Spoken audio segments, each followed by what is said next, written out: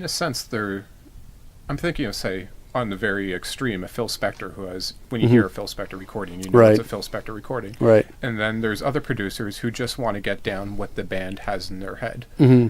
Do you, on that spectrum, do you see yourself in there as far as having your own sound, or as just wanting to help the band find their sound? I think that I think a combination of the two. Actually, I think I have a bit of a sound only because of the way I like to hear things, and you know, some people like it, some people don't. But I think along that spectrum, I'm probably closer to getting what the band wants with a little flavor of me. I'm more of a spice in the main course than the entire main course. I think it's important that a band lives and dies on what they can be and what their ideas are. And as I tell every band when I work with them, it's their record and they have to live and die on it. Now I'll come up with lots of ideas and we'll argue over things, but at the end of the day, they have to go out and play it every night. So from a performance and a writing standpoint, I think that a band, the most talented bands for me are the ones that can make records on their own, but choose to work with other people because they want to get ideas that they wouldn't necessarily have come up with themselves. So I like those kind of projects. I feed off of working with other people. I don't like to be the guy that has to come up with every idea, because at the end of the day, that's just my record and you're playing on it. I'd rather have a band that comes with a strong identity and a strong writing skill, and then help to guide that into the best thing it can possibly be.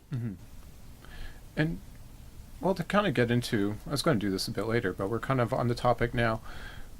With a young band, it's becoming more and more common for, both because of changes in economically and technology-wise, for bands to do their own recordings, to either in home studios or whatever setup they can put together. Do you think, I guess first of all, what is the role of a producer, particularly for a young band?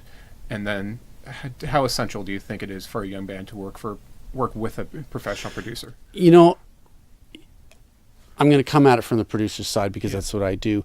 I think bands always, whether they know it or not right at the beginning, they will always learn from what a producer does. A good producer.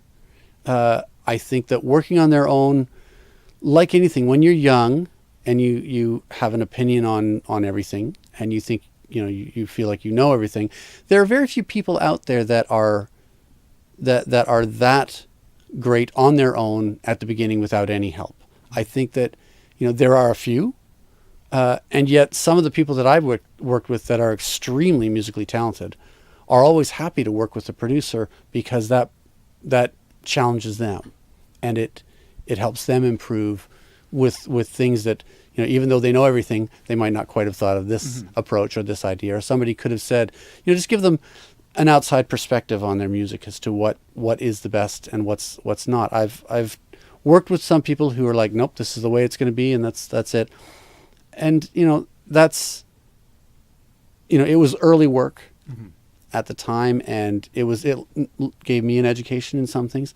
But at the end of the day, I think collaborative work is you always get something that you weren't necessarily expecting. Some happy accidents, some not. Some things that work out well, and like some ideas that are great, some are not. I think it's recognizing which ones, in the cold light of day are the great ideas and which ones aren't. And I think that comes probably a little more with maturity than it does when you're 21. Interesting.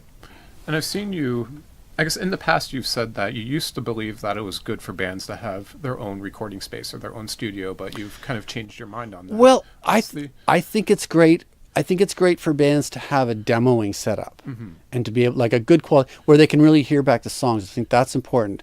But yeah, I've said that in the past where I thought, well, it's great that musicians have been given the technology to make records at home. The creativity can flow purely.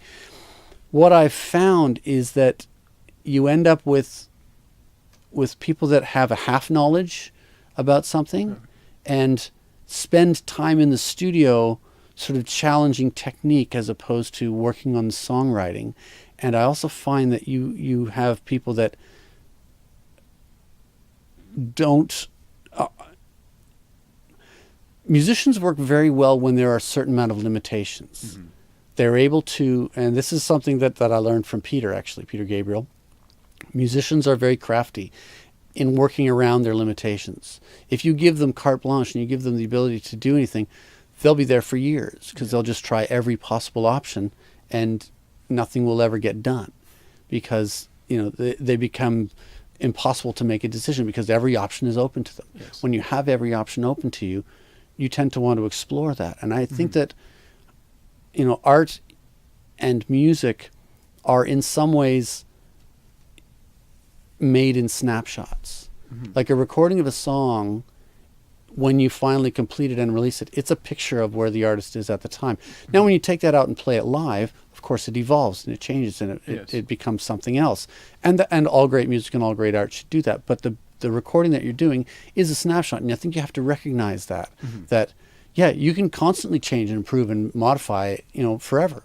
We have the technology; it's possible to do that. Yes. Nobody will ever hear it, and it will get to the point where, like Chinese democracy, I suppose, it's never good enough. Yeah. It's never good enough for what you're trying to do, and you can get caught into the vortex of, well, it's not quite, I've got this in my head, I can do this a little bit better here. If we just do this one thing, it'll be better. And then the next day, if we just did this one more thing, it'll be better. And eventually you get to the point where, in my opinion, it doesn't get better, it just gets different. Maybe worse, maybe the same. But it doesn't really improve as much for me. It just becomes different.